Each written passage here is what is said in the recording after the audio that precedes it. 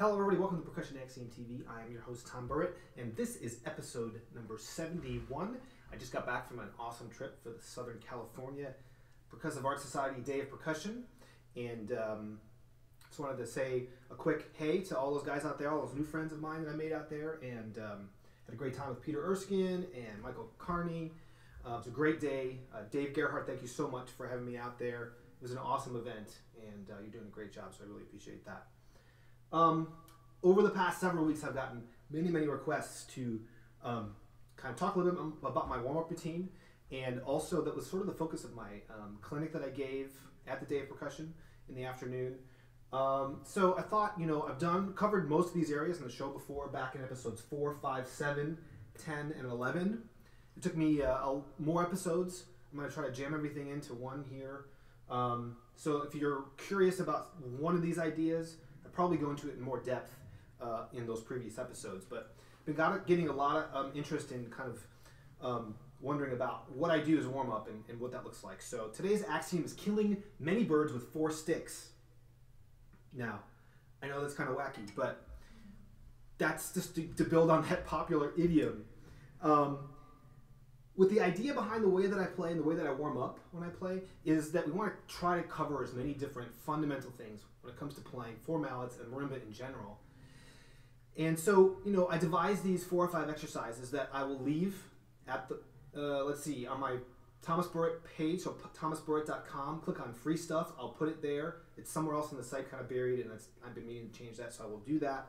I will put it on free stuff, just click on that. I will put it in there on PDF file, go ahead, take it, download it for free, and use it. I hope it'll be helpful for you.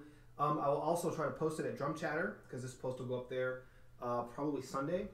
So, feel free to grab that, and you can see kind of all these exercises out in written form. So the idea is to try to cover as many aspects of playing the marimba as possible. So not only am I warming up, but I'm continually refocusing, reviewing, and going over what it means like to play notes, what it means to move behind the marimba, practicing all kinds of things. And we'll go through these real fast. Okay, so number 1, killing many birds with 4 sticks. This first exercise is just very simple. We start with a very simple interval of the 5th and work our way up chromatically.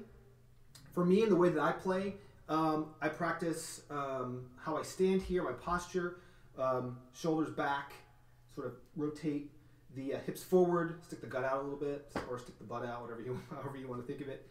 That keeps the spine in the right position, so it can hold the natural weight of my body. So that's the first thing I'm doing here. I work on my stroke, which is very relaxed, fluid, smooth stroke, lots of wrist movement. I work on my weight stroke, which I talked a lot about on Saturday at the clinic, which is this idea of the weight of the arm creating some momentum forward, which then the stick kicks through at the last minute. And that's a whole topic in itself, but that's what I'm working on with this. So posture, fluidity of stroke. With this one, I'm also very carefully reviewing where I strike the bars. I prefer the sound just off center and on the edge of the bar for, while those sounds aren't exactly the same, it's efficient because it's so close together rather than reaching too far forward towards the middle. I do play a little off center, south of center on the upper manual, but that's such a big bullseye, I don't really need to practice that with this first exercise. Hitting the edge when I'm traveling back and forth is a much harder thing, and a much smaller bullseye. And so that's what I work on with this first exercise as far as playing area goes. Now, one quick note that's really important, you have to hit the edge. Absolutely on the very edge. Okay, and so anyway, those are all things that I'm working on with this first one. Lastly, I'm also connecting to the instrument through the mallets.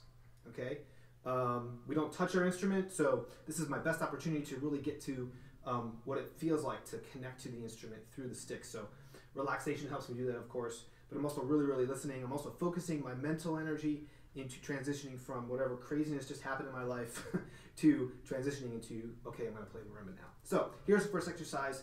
You can't see me from the side, but with the posture stuff, but you can see everything from the front as far as the weight stroke goes and the overall sound in general and where I'm hitting the bars. So here's the first exercise.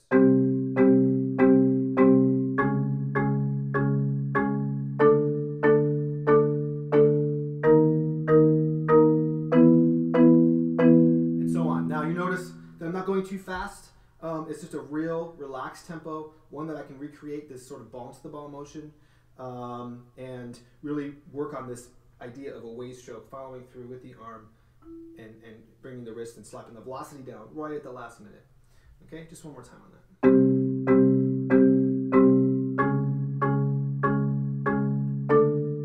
Also working on equality of tone between the manuals. Hopefully you hear that.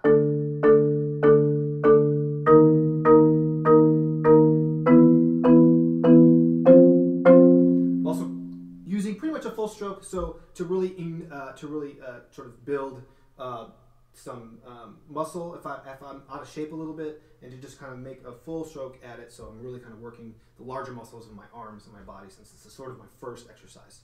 Okay, so that's the first one. And the next one on the sheet is very similar. I'm not going to play in the upper manual with this one, but I'm going to work some smaller intervals, thirds to fifths. Work on the same tone, the same stroke.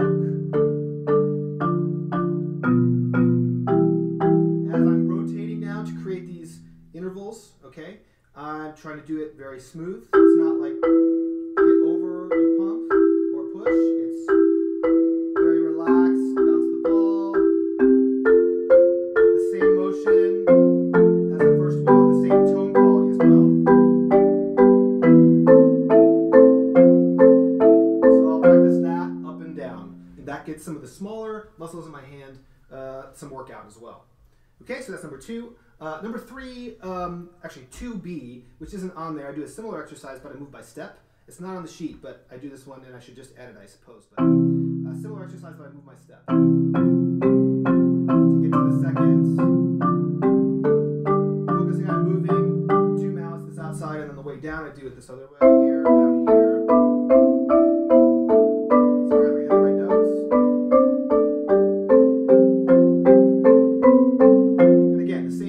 Tone quality, same power of the stroke, the same stroke speed, and that's just now we're getting to smaller intervals, double vertical strokes.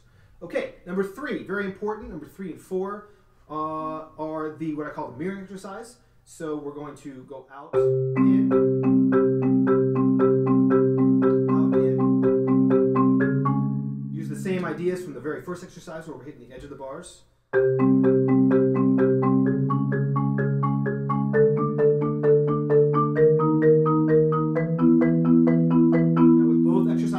I'm doing a lot with strengthening. This is so important. Okay, especially if you're a Stevens grip player, you've got to teach these outside fingers that are non-primary digits to really strengthen. So I'm developing my callus here, just so you can see what that looks like. Okay, it should look about that. Hopefully you get a good picture of that. If you don't get that red as you're building that, then you're not doing this enough, or to enough of a degree. I'm also building all the muscles in the back of my hand to handle the fact that we have to hold the stick out here with these unsupported digits, what do you call this? Pinky and 4th finger. All right, the next one after that is similar, but I'm working on the one-handed roll and also the strengthening, making my weak hand do and mimic what my right hand's doing. Also doing this full stroke, really work out the muscles. This is like going to the gym, strengthening time.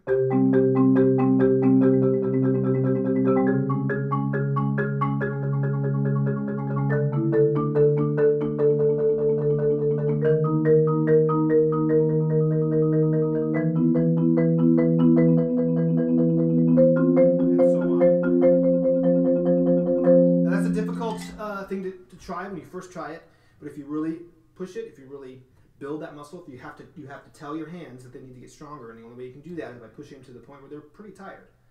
If you do that, then you can really strengthen that weak hand, and the one-handed roll really becomes, I don't want to say easy at that point, but it becomes much easier after you work on this for an extended period of time. By the way, there's really isn't anybody that I've met that can't do that. Okay, it's not some people can do this, some people can't. It's just, are you willing to put the time in, and are you willing to put the effort into actually doing it and building the muscle? Strengthening.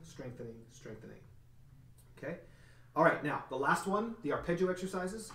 I go circle of fifths, and the pattern, first of all, you want to just start with learning the pattern. That pattern there.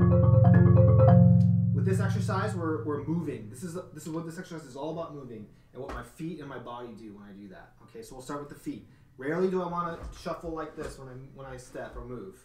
Okay, whenever possible, I want to be on one side, step this way, or step this way. You almost might call it a lunge rather than a step. So that's what we're doing with this exercise, with our feet. The other thing we're trying to do with all these exercises is keep our elbows in. Okay, it's the idea that power doesn't come from this. Power comes from having the elbows in. Okay, so F looks like this. No shuffle. I can get the power from playing low because I've been doing number 4, whichever one is this. That's where I get the power to stay really low with this exercise and have big sound with low motion. Doing this with circle of fists allows me to hit the configurations as they are consistent on the keyboard. So F looks like C, looks like G. All right, that leads us to D. With D, the new concept here is pushing and pulling. So I'm going to push into the D sharp, pull away from the F sharp, pull away, push in. Again, this whole exercise is based on body movement. I'm going to push into that F sharp so I don't have to do it this way or this way. There's no power here. There's no power here. Avoid the chicken dance. Boy, birds keep coming up into this episode. By the way, Angry Birds, awesome game, huh? Talk about the ultimate time waster.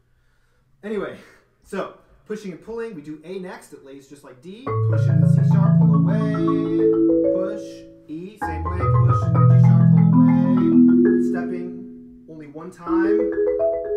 I'll run all these down here in a minute so you can see. Next one is B. New concept here is I am playing above. I am not playing an edge all the time. If I'm going to play 2 notes, then I'll go ahead and go in the center or off center there. So that's what happens with B. Then we get F sharp, and of course I'll play that just off center here. One other thing we're doing with these is I want to push.